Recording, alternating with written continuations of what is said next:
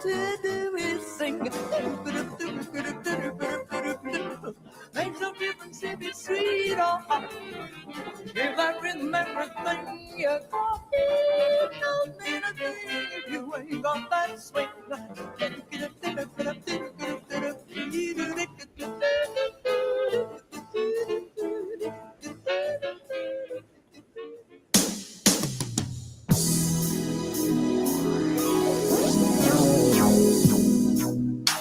We people who are darker than blue,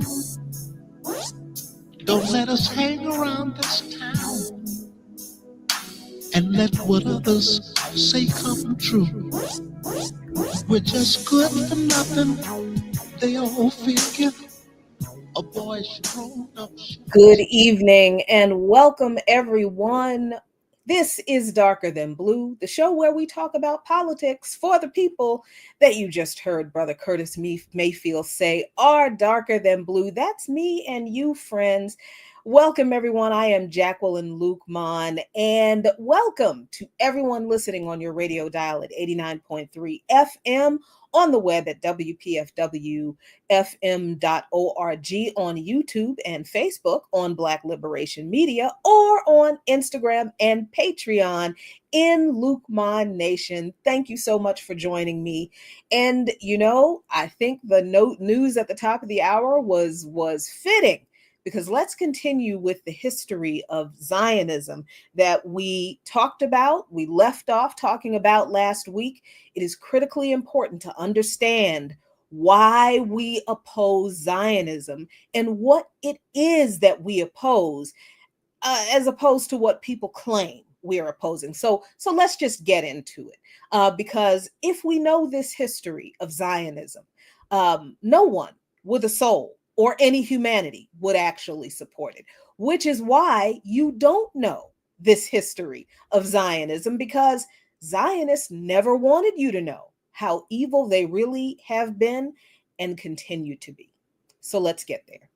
At the end of World War I, the Allied forces, which were Serbia, Russia, France, the United Kingdom, Italy, Belgium, and the United States, defeated the Central Powers, which were Austria-Hungary, Germany, Bulgaria, and the Ottoman Empire, or modern-day Turkey. Palestinians specifically fought against Turkey for Britain in the Ottoman War against France, largely because of a promise that they believed British High Commissioner in Egypt, Henry McMahon at the time, made to them, or made to the Sharif, their Sharif, or the ruler or magistrate of Mecca, who at the time was Hussein ibn Ali. The promise was that McMahon would recognize and support the independence of the Arabs, of an Arab state, within the territories proposed by him. Now, at that time, those territories included the Arabian Peninsula, Syria, which encompassed Lebanon, Palestine, and Transjordan. And that is how it was identified in his documents, Palestine and Transjordan and Iraq, right? But at the end of World War II, oddly, Palestine didn't receive sovereignty or statehood like they believed they were promised by Britain, because the British said that they never mentioned Palestine specifically in that agreement and separately from the entirety of the Syrian region. Oh, how convenient for the British to play with words that mean things that they never meant for them to mean, although they lied to people and told them that they would do a thing that they never intended to do. How convenient, how typically British.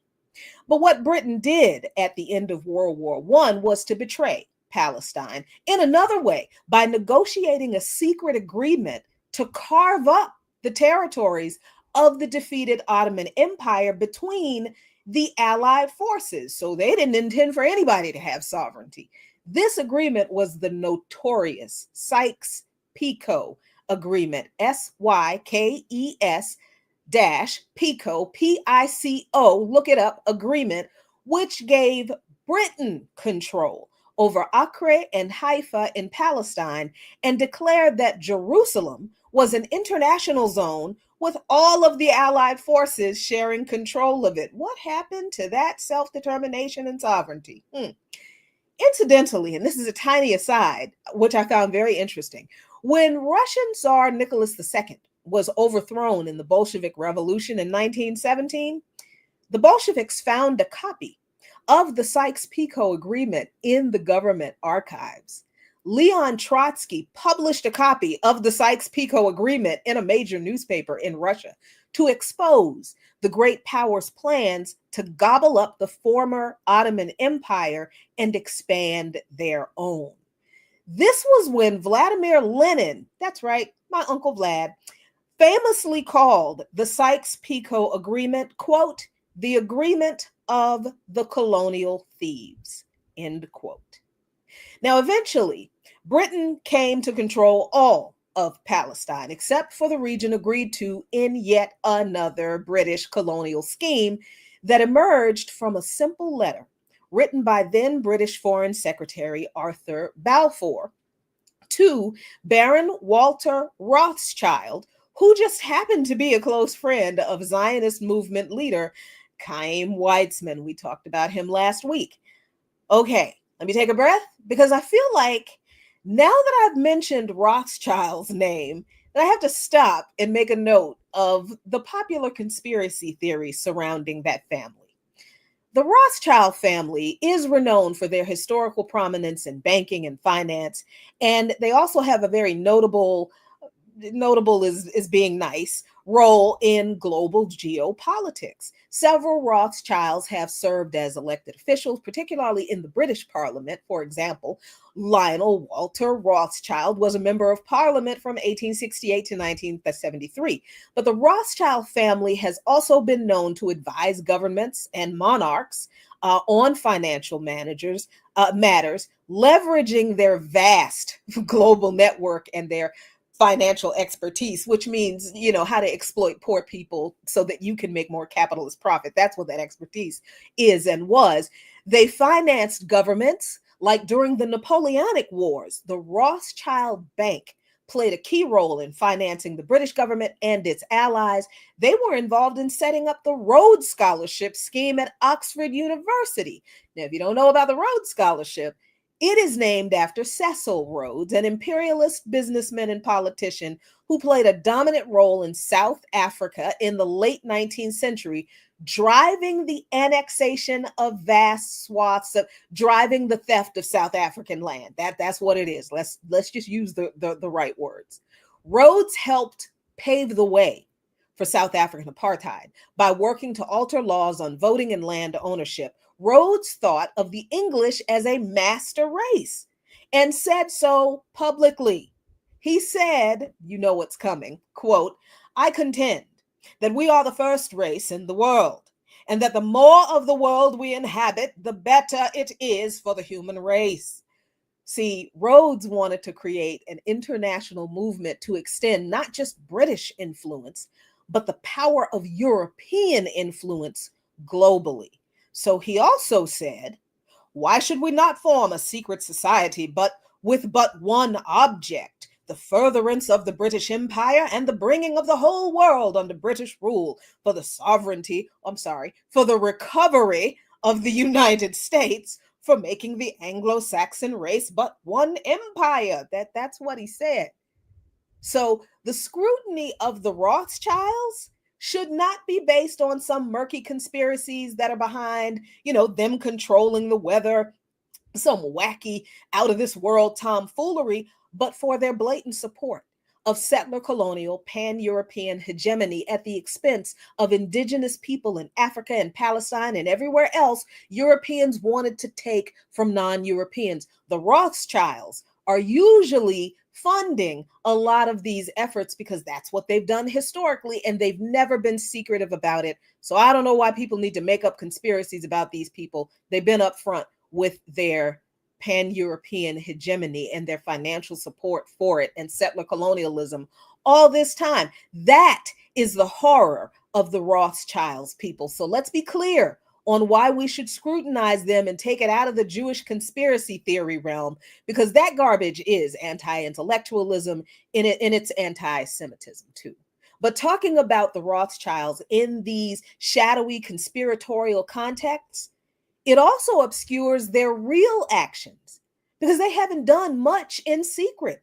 And the Balfour Declaration is yet another example of their role, very open role in the oppression of non-European people. Because in 1917, Lord Rothschild, that guy, yes, he received the letter from Balfour. He received the Balfour Declaration, which was a British statement supporting the establishment of a Jewish national home in Palestine. In the letter, Balfour expresses his sympathies, supposed sympathies, with the Jewish people in their quest to establish a homeland in Palestine. But there is one very specific and important caveat in the letter, and it is, quote, "It being clearly understood that nothing shall be done which may prejudice the civil and religious rights of the existing non-Jewish communities in Palestine," end quote. That's literally in the Balfour Declaration. However, regardless of what Balfour wrote, the British system he set up, or that they set up on his letter to facilitate the declaration and the control of Palestine, completely dismissed that caveat to favor the advancement of Zionist goals, even to the extent of disenfranchising Palestinians. And it was intentional. They meant to do it.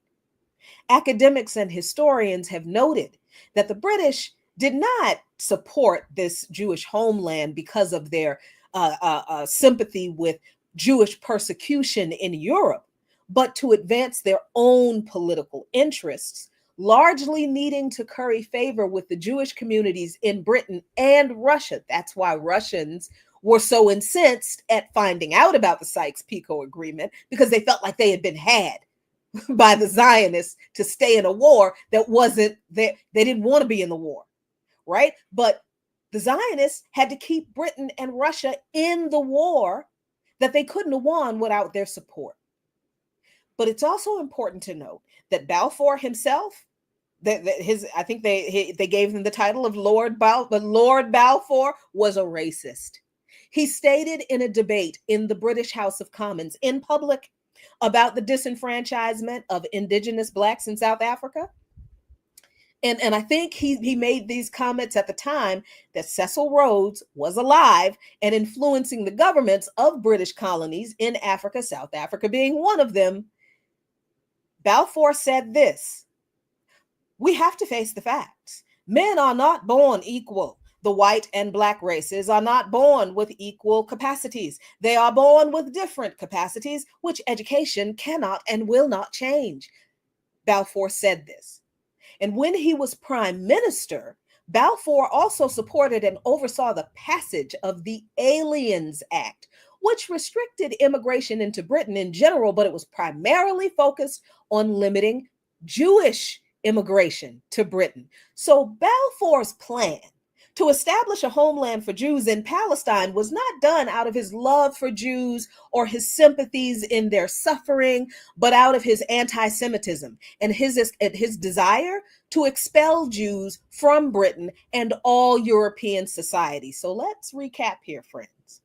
The people who set up the settler colonial apartheid ethnic cleansing and genocidal plan for Palestine are the same people who set up the same system across Africa. So those of you who think this has nothing to do with us Africans on this stop of the African Meafa route, guess what? The people who did this to the Palestinians are the same people who did it to our ancestors. But let's be clear. These people are not shy about their hatred for Palestinians. Balfour was not only well aware of the disenfranchisement of the existing population of Palestine, but he admitted that it was a part of the plan, despite what he wrote in his own little letter. In 1919, Balfour wrote to the British Prime Minister at the time and said, quote, "The weak point of our position, of course, is that in the case of Palestine, we deliberately and rightly decline to accept the principle of self-determination. We do not propose even to go through the form of consulting the wishes of the present inhabitants of the country, the 700,000 Arabs who now inhabit that ancient land, end quote. So let's get this straight.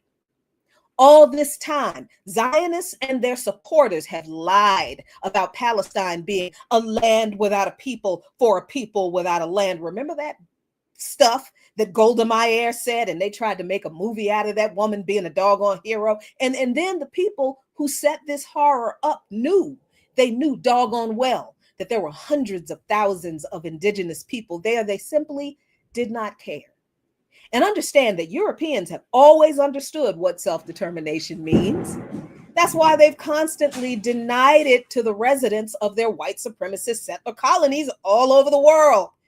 They intended nothing different for the Arabs in Palestine than what they had already done to Indians, Pakistan, and India, Africans, and peoples throughout the Caribbean Isles that they colonized.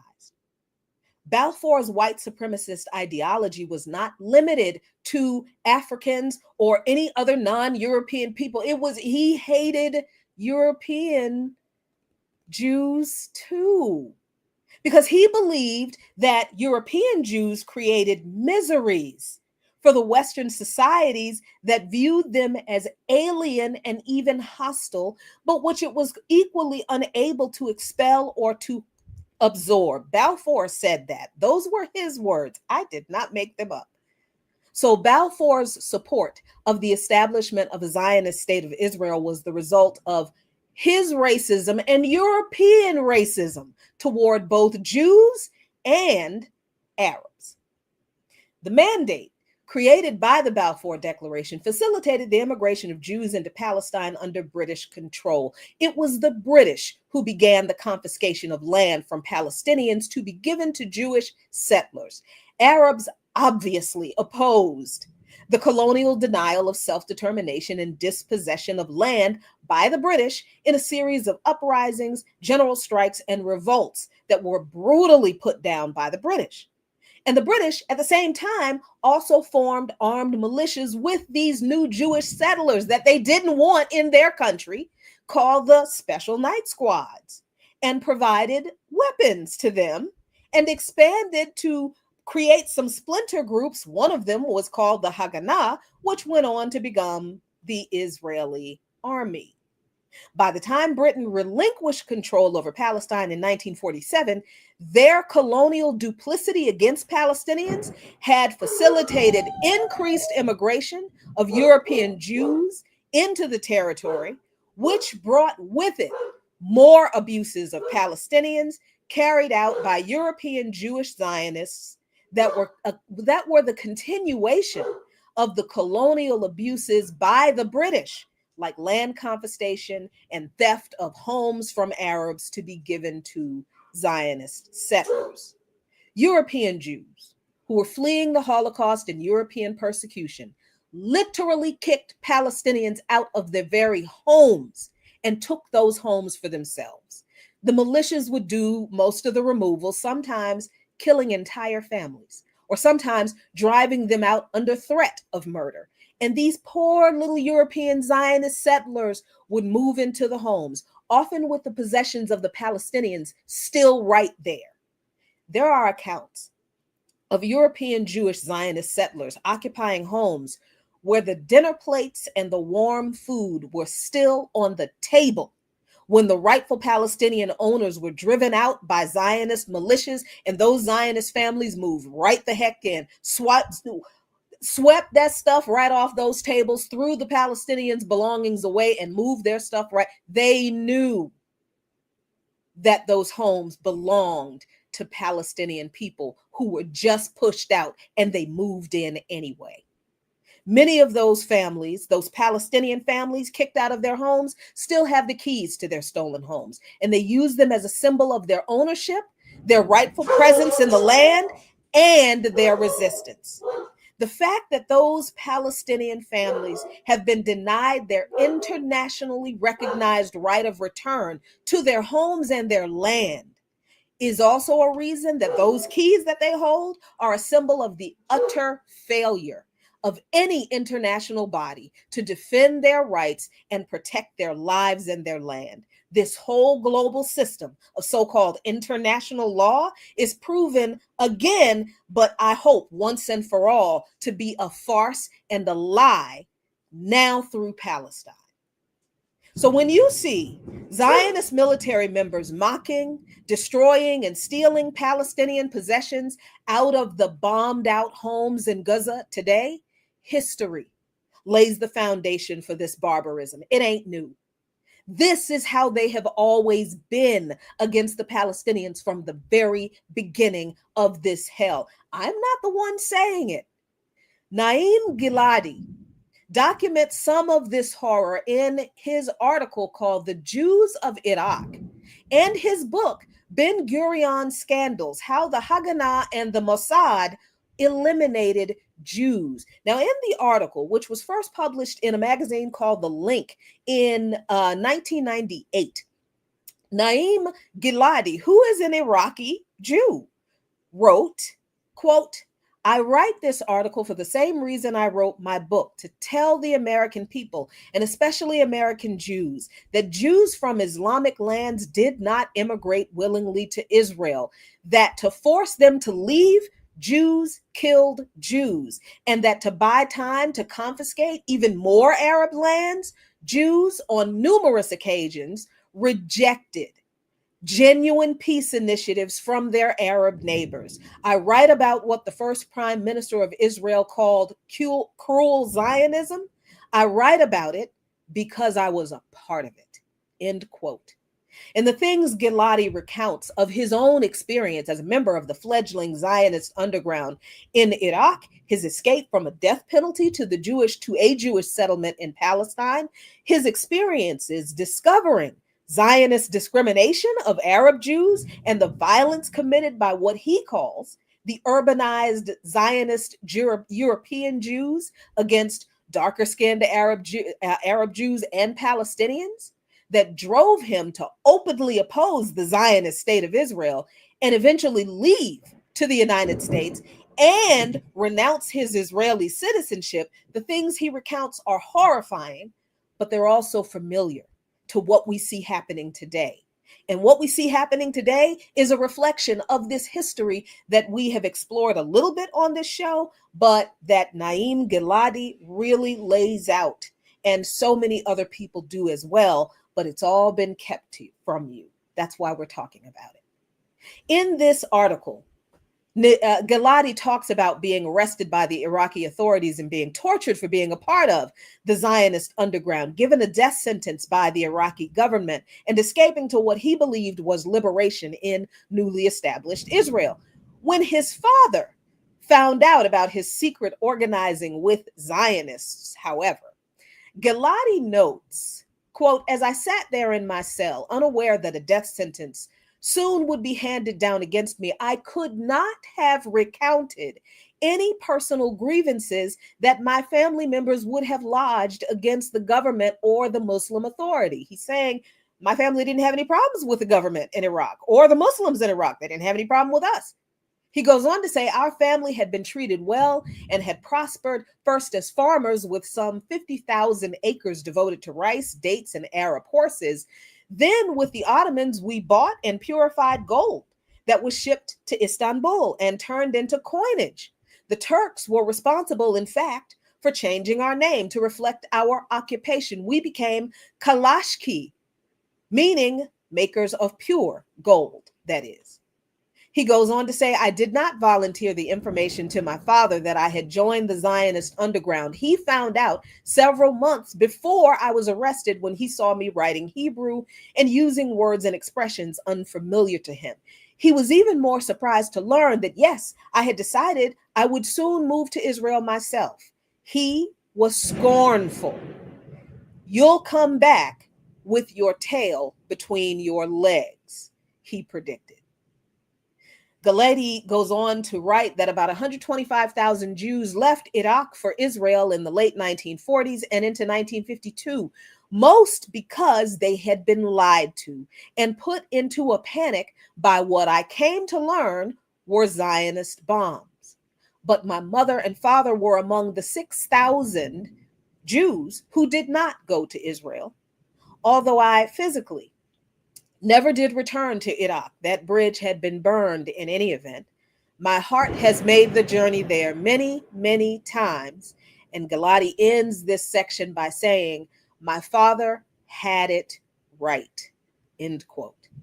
When he recounts looking for work in the new Zionist state, Galati explains how his farm background exposed him to how the Israeli authorities removed Palestinians from their land and replaced them with Arab Jews who immigrated from Muslim countries like Galati, and how it was all wrong when he realized it. He says, quote, now it dawned on me.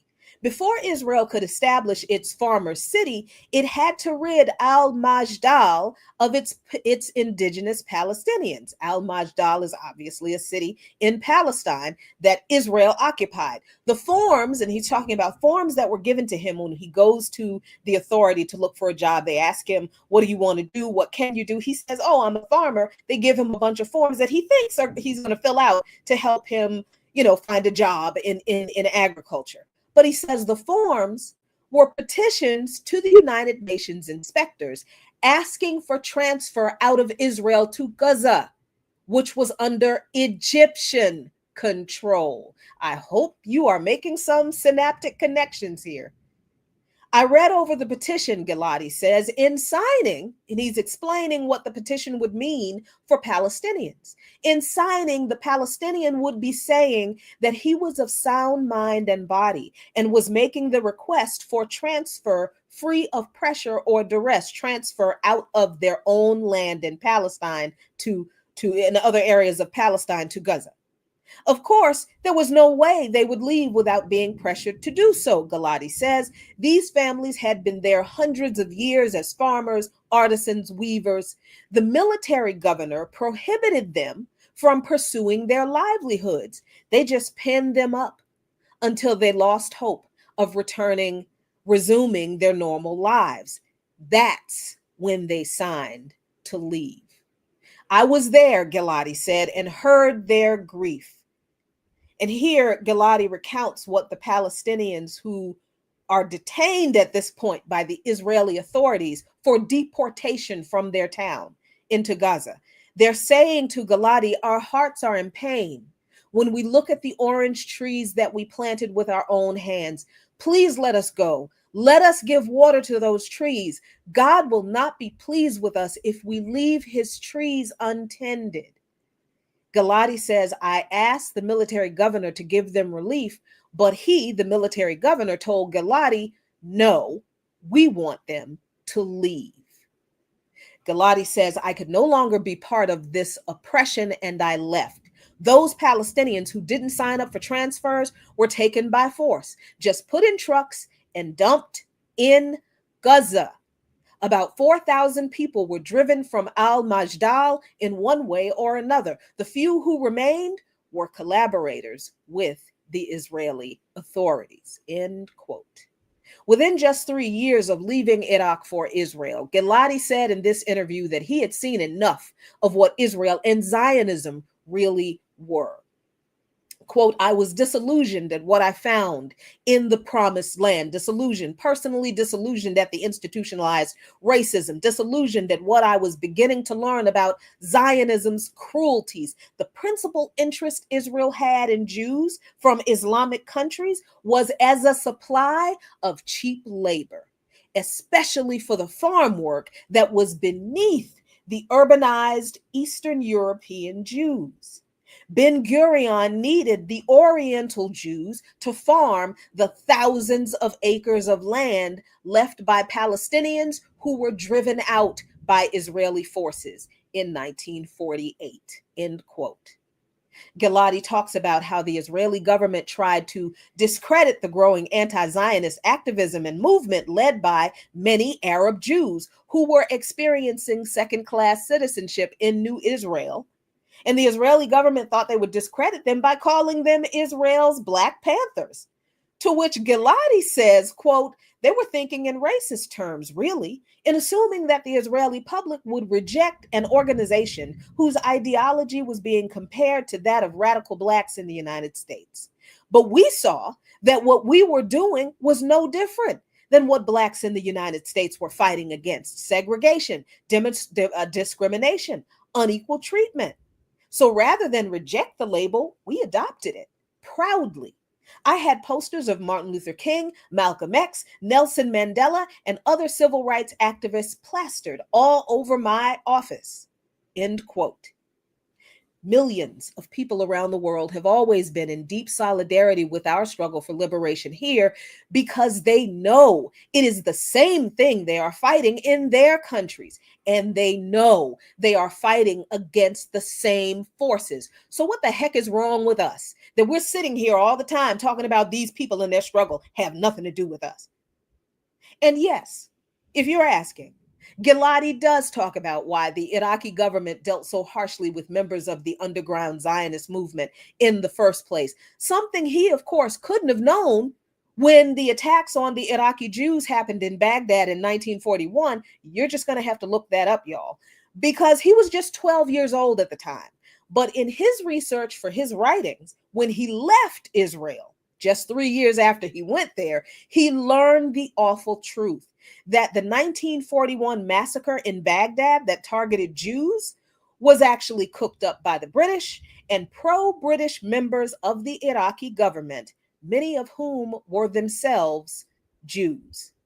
The anti-Jewish riots of 1941 in Baghdad did more than create a pretext for the British to enter and occupy Baghdad. They also gave the Zionists in Palestine a pretext to set up a Zionist underground in Iraq, first in Baghdad, then in other cities. Giladi got involved in an underground Zionist movement in Iraq that he had no idea at the time was a setup that British officials and Zionist Jews in the Iraqi government were engaged in creating by killing Arab Jews to facilitate a sentiment of Arab terrorism against Jews in order to terrorize Arab Jews into immigrating to Israel.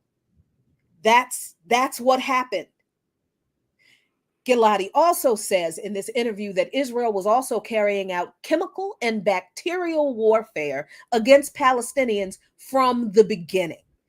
But we're at a little past 30 minutes past the hour, folks. And I know you're rapt with attention and I appreciate it, but we got to do a station break. So, engineer extraordinary, what do you have for the people today? Hello, WPFW listeners. Summertime is here. Words Beats and Life has the event for your family and friends this season. The second annual DMV Made Festival is happening Saturday, July 26th on the National Mall, a one-day celebration of the DC, Maryland, Virginia region, promoting the intersections of arts and culture, plus health and wellness. With live music by Go-Go Legends, EU featuring Sugar Bear, vocalist Navasha Dea, jazz fusion trio The Mesthetics, Black Folks Don't Swim, Kamau, and much more. Plus family fun zone, poetry and storytelling pavilion, interactive dance stage, live art installations, hands-on workshops, and health and wellness pavilion. July 26th on the National Mall. Full details at wblinc.org/DMVmade. See you there. Brought to you by Words, Beats, and Life with support from WPFW. That sounds like so much fun. Thank you so much, engineer extraordinaire, for that fantastic information for the people. Let's get back to this history. Let's talk about biological warfare that Zionists carried out against Palestinians from the beginning.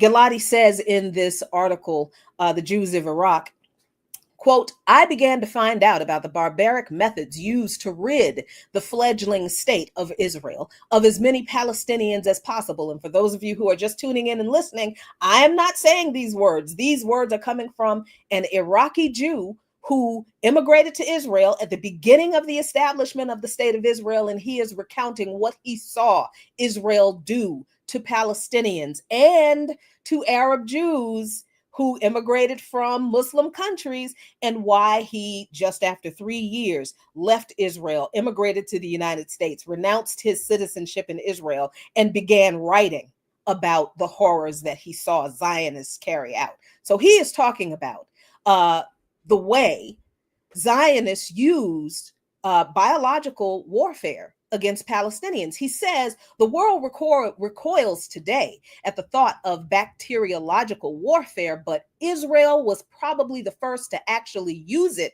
in the Middle East in the 1948 war. Jewish forces would empty Arab villages of their populations, often by threats, sometimes by just gunning down half a dozen unarmed Arabs as examples to the rest. To make sure the Arabs could not return to make a fresh life for themselves in these villages, the Israelis put typhus and dysentery bacteria into the water wells, end quote. Now, I'll have a link to this interview on the YouTube video of this show. And if you like what you hear on Darker Than Blue and you want more walks through this troubled history of people's struggle, please support me on Patreon, patreon.com/LuqManNation, LuqMannation. I find history fascinating and informative, and it lights my path in struggle. I hope you feel the same and we can walk it together. So let me get to, let's see. So according to Naim Galedi, sorry, I just transposed the first letters of his name. According to Naim Galedi, he witnessed Zionists poisoning well water with dysentery and typhus, not only to keep Palestinians from being able to resettle their villages, but to flat out kill them, which they did in many, many instances. But if that's not bad enough, did you know that Zionists collaborated several times with Nazis? I'm not making it up. I promise you I'm not. Zionist collaboration with the Nazi regime, that the regime that facilitated the Jewish Holocaust, is a part of this catalog of abuses against not just Palestinians, Arabs, but also against European and other Jews who did not want to settle in Palestine, that the Zionists never wanted you to know about. This is documented history told in books like The Secret Pact Between the Third Reich and Jewish Palestine, in which author Edwin Black reveals that German Zionists entered into an agreement with the Nazis to save 60,000 German Jews from extermination by transferring them and their assets to Palestine. Then there is Lenny Brenner's 51 documents, Zionist collaboration with the Nazis, which includes 35 letters, memos, articles, and reports by Zionists from the Hitler era and even after that expose Zionism's own anti-Semitism and racism through secret communications from Zionists promising to support a Nazi regime in order for a Jewish state to be realized.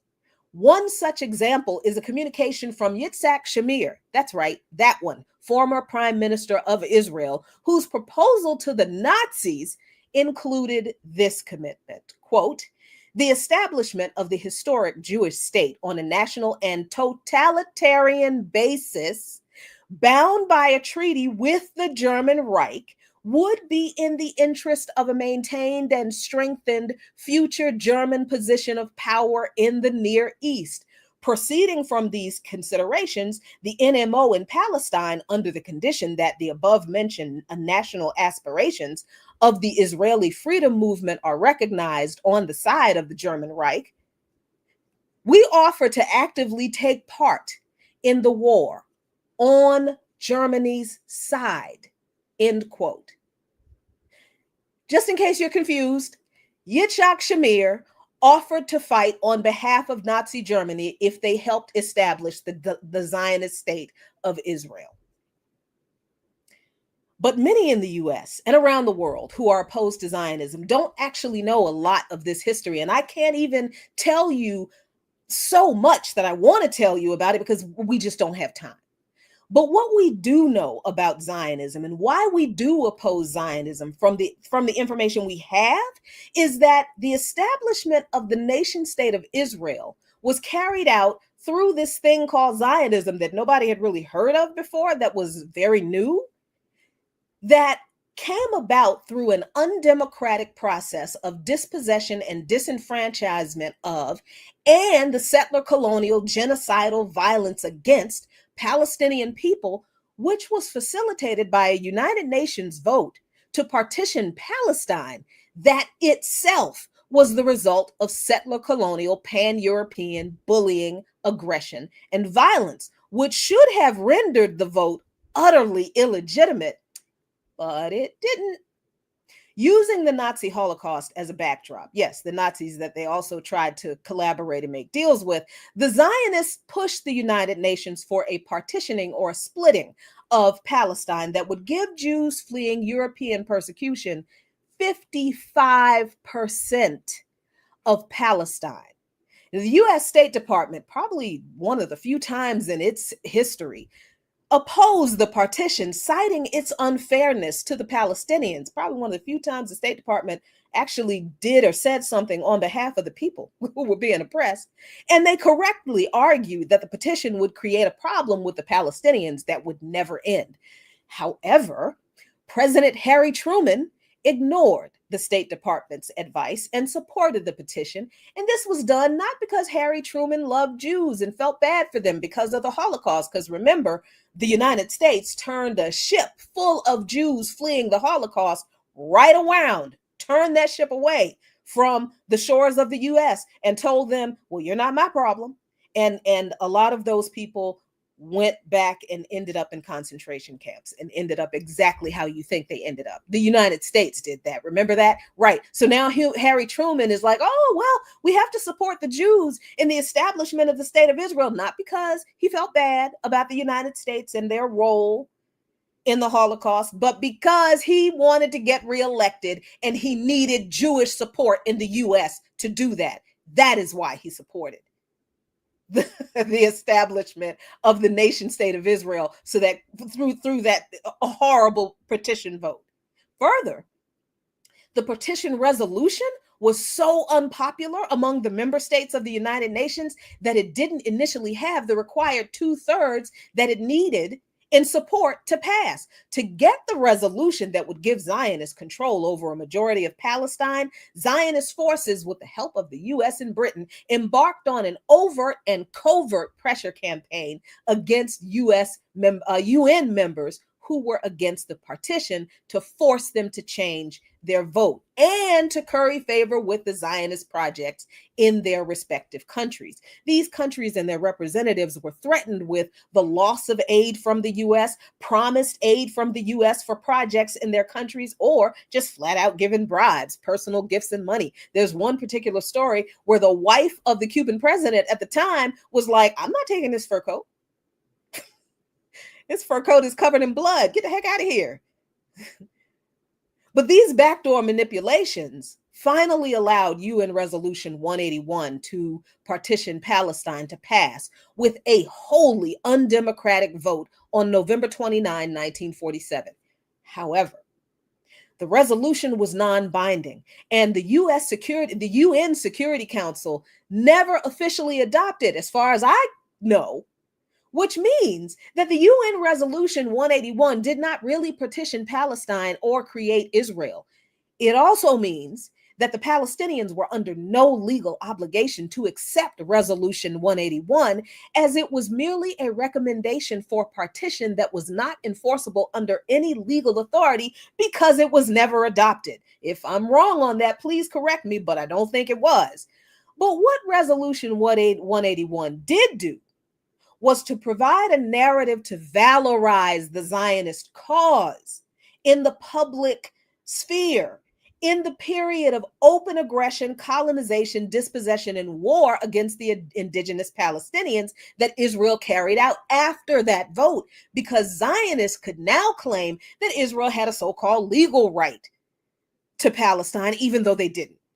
So when war against Palestine and the Arab armies who joined in their defense was officially declared by Israel in 1948, the Zionists called their military takeover of more Palestinian land, which is what it was, they called it their war of independence, claiming that they needed to defend themselves and their fledgling Jewish state against the hostile Arab countries surrounding them. But before a single Arab army entered the war to support the besieged and occupied Palestinians, Alison Weir states in her article, The Real Story of How Israel Was Created, that Zionists had carried out, quote, at least 33 massacres of Palestinian civilians, half of them before a single army from a single Arab army had entered the conflict. Hundreds of villages were depopulated and razed. And a team of cartographers was sent out to give every town, village, river, and hillock a new Hebrew name. All vestiges of Palestinian habitation, history, and culture were to be erased from history, an effort that almost succeeded, end quote. This was a campaign of ethnic cleansing that Zionist militias were able to carry out only through an expansive illegal gun running network that provided them the weapons that they used. And the network was operated largely in the US and the UK. By the time the war was over in 1949, the new state of Israel controlled more than 78% of Palestine, having secretly and viciously and illegally taken much of the land before the war had actually started, a war that they were only able to win with the support, the military support, and all of the other backdoor support of the fascist US government. I said what I said.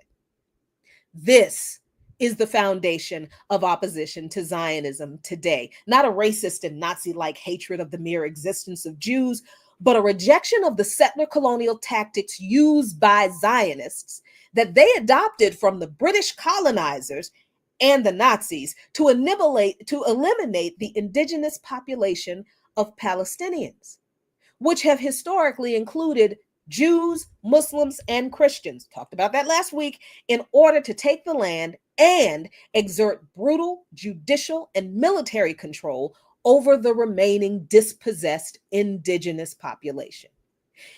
But if you need further proof of the brutality and humanity of Zionists to understand that they have not changed from the way they established the illegitimate state of Israel, consider their abuses of their fellow Jews now still going on in the following ways.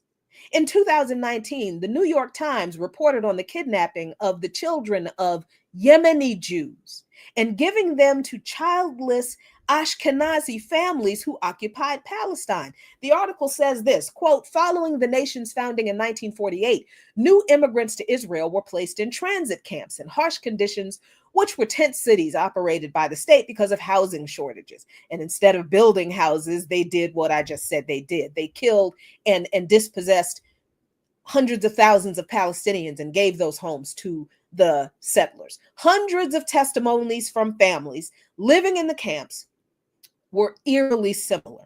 Women who gave birth in overburdened hospitals or who took their infants to the doctor were told that their children had suddenly died. Some families' testimonies stated that they were instructed to leave their children at nurseries, and when their parents returned to pick them up, they were told their babies had been taken to the hospital, never to be seen again. The families were never shown a body or a grave. Many never received death certificates.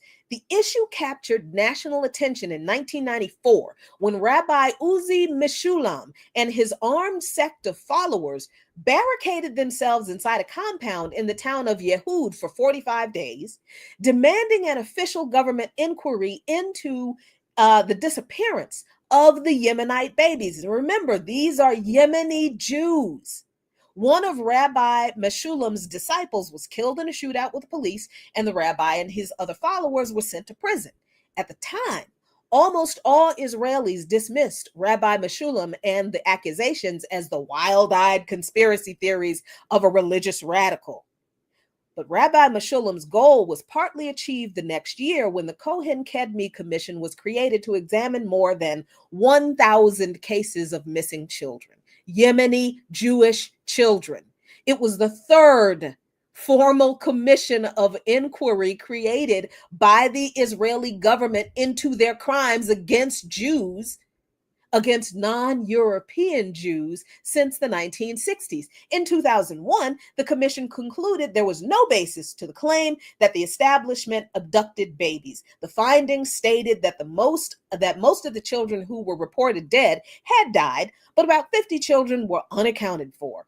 All three commissions had similar conclusions. The committee's conduct and credibility has been called into question by the families and legal experts, end quote. Well, this is clearly before the New York Times solidified its deal with the devil in refusing to tell the truth about any horror the illegitimate entity of Israel carries out today. But this actually happened. And we can see from this, the way the Israeli government responded to this global outcry about this crime, that they've been lying about their crimes the whole time and they just don't care. But then there is the alleged rescue of Jews from Muslim countries that was behind the Israeli psyop of the immigration of thousands of African Jews to Israel. You remember that? Do you remember that? Because I sure do.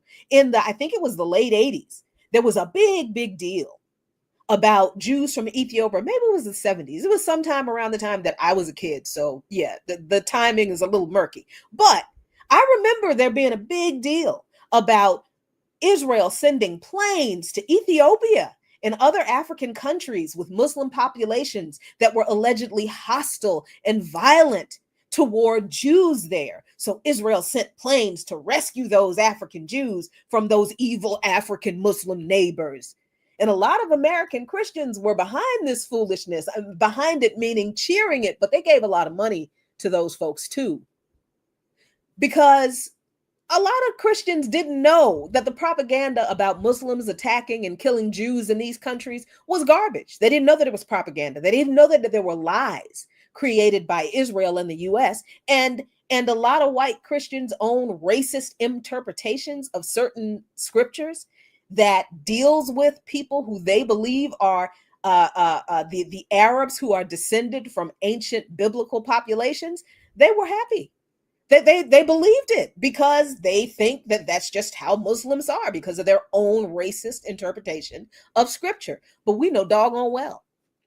We know now that something is very wrong. And if you didn't know, a 2024 written statement from the Iranian Elite Research Center, a non-governmental organization, submitted a statement to the United Nations Secretary General, which is called the racial apartheid of the occupying power against African Jewish people.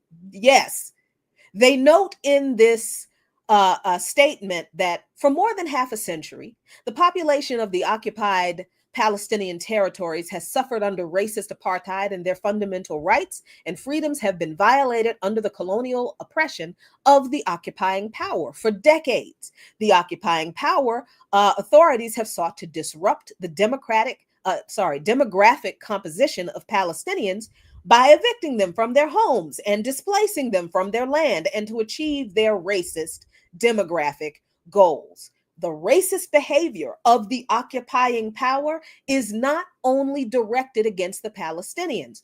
Rather, the behavior also includes the situation of immigrant Jews and has always been based on racist discrimination. The occupying power, they mean Israel, if you haven't figured out what they mean. The occupying power discriminates against its inhabitants. While some have full rights, many are marginalized. So people who are like, don't Arabs have citizenship in Israel? Define citizenship and define the rights that they cannot enjoy that European descended Jews do. So the answer to that question is no. The most fundamental discrimination applied by the occupying power, this statement reads, against Jews from the East, and especially against African immigrants, such as the Ethiopian immigrants known as flashes. Now, I had never heard of that. That, the report says, the statement said, has always been met with criticism and discontent by the citizens of the occupying power and has led to a wave of protests. The occupying power clearly favors Ashkenazi Jews from Eastern and Central Europe who are white in social, economic, and political matters. Meanwhile, Ethiopian Jews face terrible racism and discrimination from the occupying power establishment after entering Israel.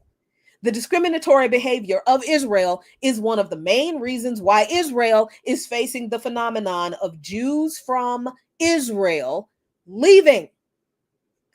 So when we see Africans in the IOF celebrating the slaughter of Palestinians right along with their white Zionist counterparts in uniform, please understand that these African Jews are not treated with any kind of equality or respect in Israel.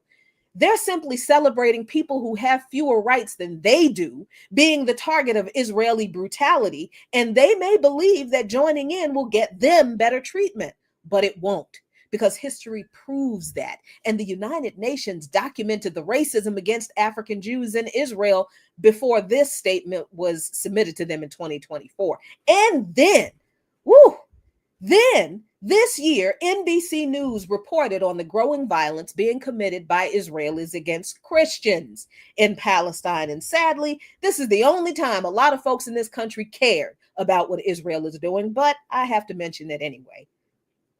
The NBC News report says the Christian community and the birthplace of the faith, of the Christian faith, now faces a modern existential threat only a few miles from where its members' faith was forged. Regular violent harassment by Jewish settlers who would like to force them and Palestinians of other faiths to leave, and an Israeli government that often turns a blind eye to the settlers' crimes, according to rights groups and church leaders. Settler violence targeting Palestinians in the West Bank has spiked to unusually high levels over the past several months. The United Nations reported more than 700 incidents in the first half of this year. It reported 216 attacks by Israeli settlers against Palestinians in the West Bank for the whole of 2023. Some have blamed this on an upswell of anti-Palestinian anger in Israel following the Al-Aqsa flood. I'm not going to call it what they call it because it was a liberation movement. It's Al-Aqsa flood over here on October 7, 2023. But they had already been increasing after the most right-wing government in Israel's history took office in late 2022. Since the establishment of this government, you have government ministers saying, don't apply the law on the settlers. An official in an Israeli organization called Breaking the Silence that reports on abuses by Israeli security services said in an interview. And they said, you don't have to be Sherlock Holmes to see these videos from the West Bank and see full faces of the settlers, adding that they enjoyed so much impunity that many often no longer wear masks. We know that settlers beat to death a 20-year-old American, Seyfola Musalat from Florida, who was visiting his mom, brother, and sister in the village of Sinjil just a few months ago. A second man, Mohammed al-Shalabi, was also killed in the incident, but Americans over here don't ever mention his name because that's how little we care about Arabs. And this is according to the Palestinian Ministry of Foreign Affairs. Mike Huckabee, U.S. ambassador to Israel, was moved to anger at the killing of a U.S. citizen. Huckabee, an evangelical Christian, longtime advocate for settlers' rights. To be clear, settlers have no rights because they are violent thugs, okay? To colonize Palestine, so the evangelical Christians know what they're supporting. Stop thinking they don't. But Huckabee says, oh, Israel should aggressively investigate the murder, which Huckabee called a criminal and terrorist act. Well, you know what? All of it, including the establishment of Israel, was and continues to be a criminal and terrorist act. It's only terrorism when suddenly one of your citizens, one of your faith is affected. But when the Zionists do these things to Palestinians and to Arab Jews and Christians and Muslims, oh, Huckabee and his Christian Zionists and most Americans, y'all couldn't care less. Well, you laid down with the devil and you got up with genocide. You need to be responsible for the bed you made. Now, look, there's so much more I could say. and continue to say about this, but I don't have time. We are out of time, but I hope I've made it clear to you why we oppose Zionism. It's not because we hate Jews. It's because we hate settler colonialism. We hate pan-European domination and white supremacist ideology, and that is what Zionism is. So yes, friends, globalize the intifada. A luta continua, Victoria Acerta. Peace.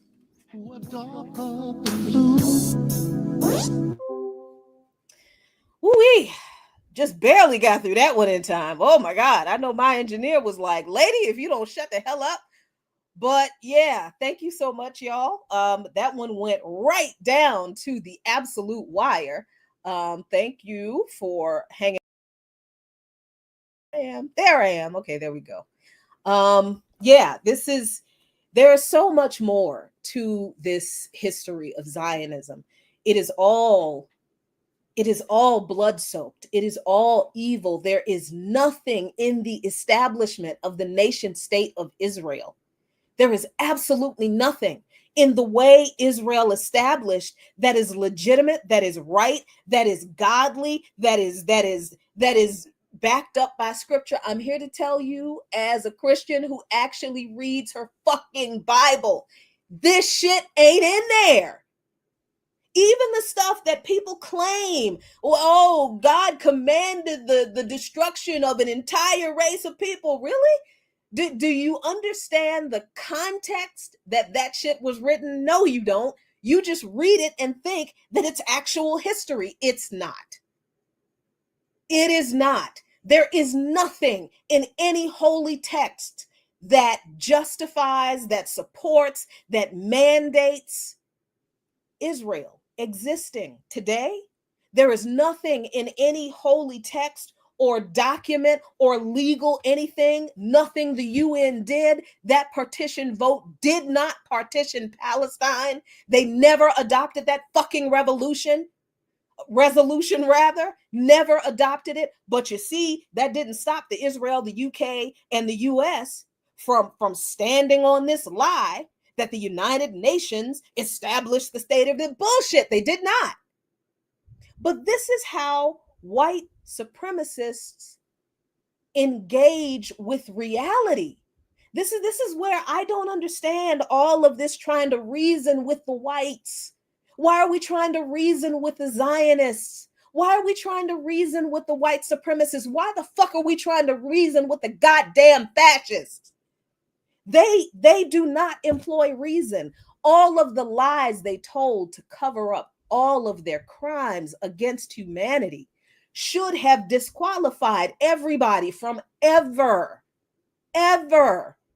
dealing legitimately with these people. And the thing is, when you look at the history of the United States after World War II, and you see how the United States engaged with the Nazis even after the Nuremberg trials, and y'all are sitting here talking about, oh, in the United States, we're going to hold the Nuremberg trials for Israel. Hold your breath. Go ahead and hold your breath, waiting for the United States to hold their baby brother, settler colonial institution, Nazi light institution accountable. Hold your damn breath and go ahead and die. Because if you think this state that was the inspiration for the fucking Nazi final solution is going to hold their acolyte accountable for doing what this state does, you have lost your fucking mind. And I can't reason with you either. I think I have had it up to here this week with people talking about, well, we just need to engage with people who disagree with you. Well, you know what? I think that's true up to a point. I think it's true that we engage with people who disagree with us up to a point. The minute you say that the life of another group of people, their right to exist as a human, as human beings, their right to their land, their right to their self-determination, their right to their sovereignty is invalidated because some people from somewhere else decide they want to make up another country by taking everything from another group of people, well, that's the point at which you become my enemy too. Because you're on the side of the fucking Nazis. You are a fascist. Let's be clear about this language here. I'm not having any more conversations with white people about whether the United States is a fascist state or not. How in the hell do you know that Adolf Hitler was inspired by the United States to kill people en masse the way he did? How do you know that Hitler is a fascist, but the person who inspired Hitler, how do you think that person's not a fascist? What the fuck is wrong with y'all? And all of y'all Africans who are running around talking about, oh, this Palestinian thing ain't got nothing to do with us, when the same people who did what they did against Palestine are the people who, they're the reason we're here. They're the reason the African diaspora exists. And you talking about what the Palestinians are going through ain't got shit to do with us. Fuck you. You my enemy too. Yes, I'm angry. I am angry today. I am angry because we are sitting here arguing over. I cannot believe I just had conversations with people about Ozzy goddamn Osbourne, who him and his wife have been big ass Zionists for the longest time. And I've had to tell people there's a reason I didn't say shit about that man dying. Fuck him. I hope he rots in hell. Him and his wife when she go. And they kids too. And people are going to sit here talking about, well, his wife made him do.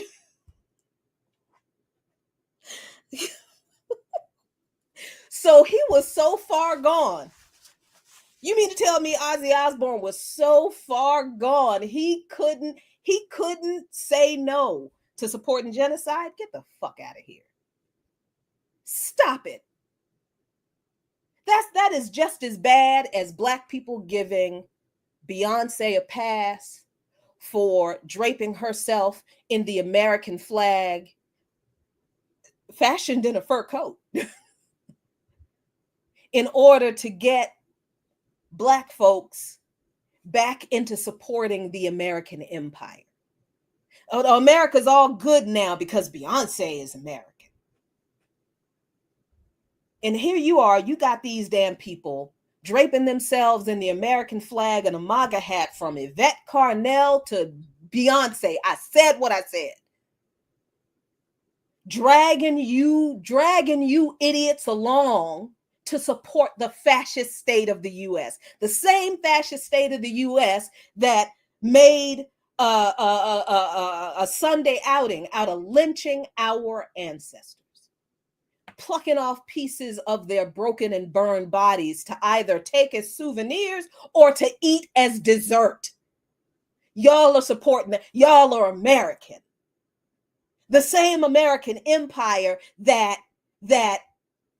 eviscerated hundreds of millions of indigenous people, and then had the nerve to name the helicopters, the weaponized helicopters, after the indigenous tribes that this fascist state eviscerated. But you're American. You associate yourself with Americanism because your favorite celebrity told you to. And your favorite celebrity is a fucking idiot because your favorite celebrity doesn't know the history we have been sitting here trying to tell you, that explains to you why Americans don't see you as Americans and never will, you Black ass.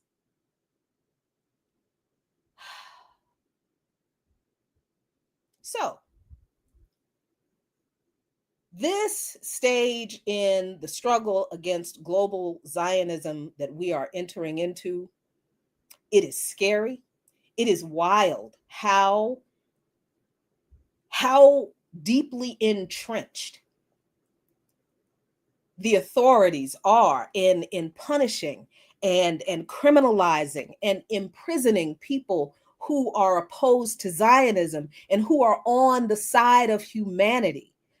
But I have to hold that in the historical context that it all exists in, because it's only terrifying to us because we've never actually experienced anything like this. But this is not a new period in the history of humankind, particularly not in regard to these people.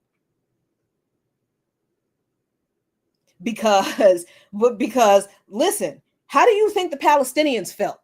How do you think the Palestinians felt being occupied by the British, who ethnically cleansed them, stole their land and their homes, and gave them to the European settlers? And then they tried to welcome the Europeans because the Palestinians were like, we know you're persecuted. We know you're persecuted in Europe.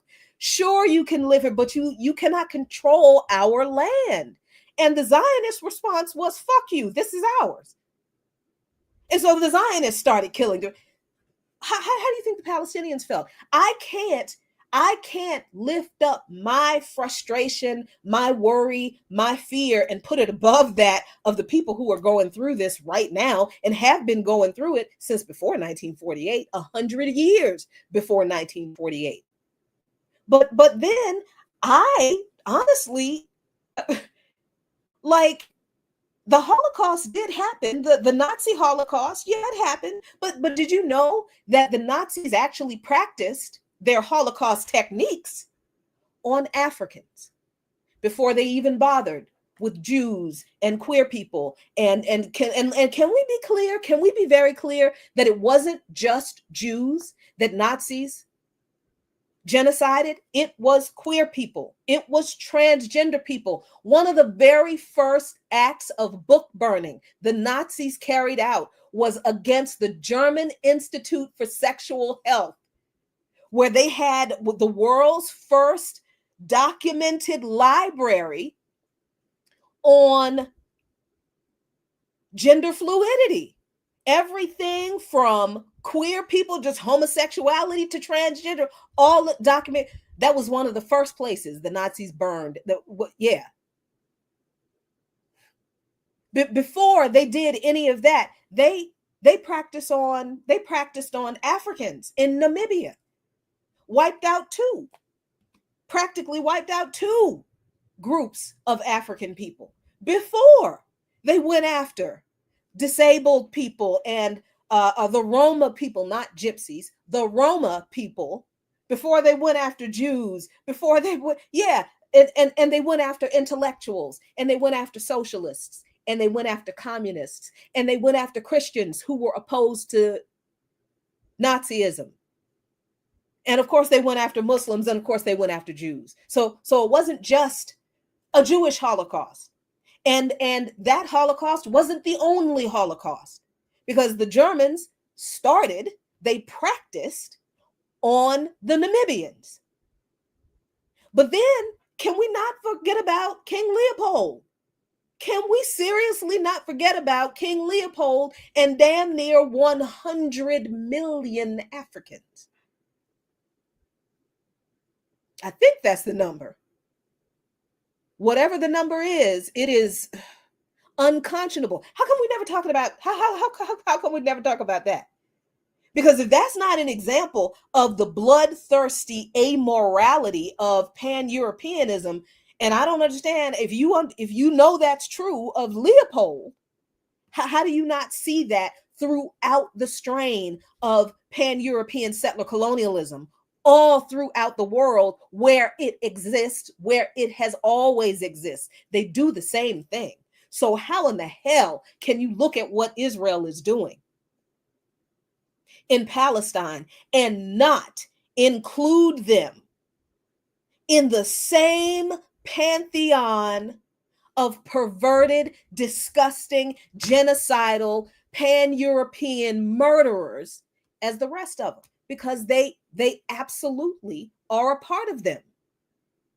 They have killed their own people in order to establish a particular kind of ethnostate, an ethnostate that has a particular class of people at the top. Yeah, there are some Palestinian Arabs who have citizenship in Israel, but they don't have the same rights as European descended Jews do. That is just the truth. So listen, the history is what it is. The world cannot afford not to stop this new fascist movement. It's not even, I'm not calling it a new fascist movement because what Israel is doing is new. I am calling it a new fascist movement because do you see the way the right wing in various countries are coalescing and have coalesced in the past few years, organized internationally, and are coalescing around Israel? And there may be little breaks in that coalition of right-wing support of fascist Israel, but they're not big enough to stop Israel. None of them, even if they don't like the American citizen who's a Christian being murdered by the fascist Zionist settlers, they're never going to demand that Israel leave Palestine. Never. So who do you think is going to stop them? Governments? The same fascist governments that helped them establish themselves? Please. This government is not going to demand that Israel stop anything. They support them. They have always supported them. This government helped Israel exist in exactly the way Israel carried out their establishment. They knew what they were doing and they were unapologetic about it, and they still are. So I am as confused at people still demanding that this government do the right thing as I am at people demanding this government give Black folks reparations. I don't know why you think we're going to get it from them. We are going to have to stop this. The people are going to have to stop this. You see these flotillas leaving certain countries, trying to break the blockade. That's the kind of stuff that's going to have to happen. That's the kind of stuff that's going to have to happen that is going to force governments to make an about turn. France actually has because the French people have given the French government the blues for the whole 2 years. So Emmanuel Macron finally decides that he is going to recognize a state of Israel. He just made the announcement, I think today. It was either today or yesterday. What does that mean? I don't know. But what Western government has done that? Am I giving Macron credit? Hell no, because it probably doesn't mean much of anything. I think France is still going to give Israel weapons. But in order to back the people off of the government of France had to do something. That's what's going to get the goods. That is what's going to make a change in whatever the situation is in Israel. Ultimately, in Palestine. Ultimately, Israel will no longer occupy Palestine. I'll put it that way. Yeah. Israel will no longer occupy Palestine one day. And I do believe that day will come in our lifetime. But even if it doesn't, friends, do you know that even if we never see liberation, even if we never see our liberation, if we never see the dismantling of capitalism in our lifetime, if everybody watching this video now dies without seeing capitalism destroyed in the Western Hemisphere, do you know that our grandchildren and our great-grandchildren and our great-great-great-grandchildren will be ever so grateful if we ignore the fact that we may not see the end to these systems, but our descendants will live in a world in which they do not have to continue to fight them because our efforts to defeat them will ultimately win. We don't have to see that to continue fighting as if we believe it is true, because we must. We must believe it's true. We have to fight like we believe we're going to win, because every revolution that has ever actually won, that's how they won. They kept fighting. And they kept fighting because they believed that even if they did not get to see the result of their efforts in their lifetime, they believed that their efforts would ultimately be successful, and generations from them would live under the shade of the tree of liberation from settler colonialism, capitalism, imperialism, and Zionism that our struggle plants. So go out and plant the fucking tree of anti-Zionism and liberation and socialism, because all of our lives depend on it. That's all I got. See y'all next time.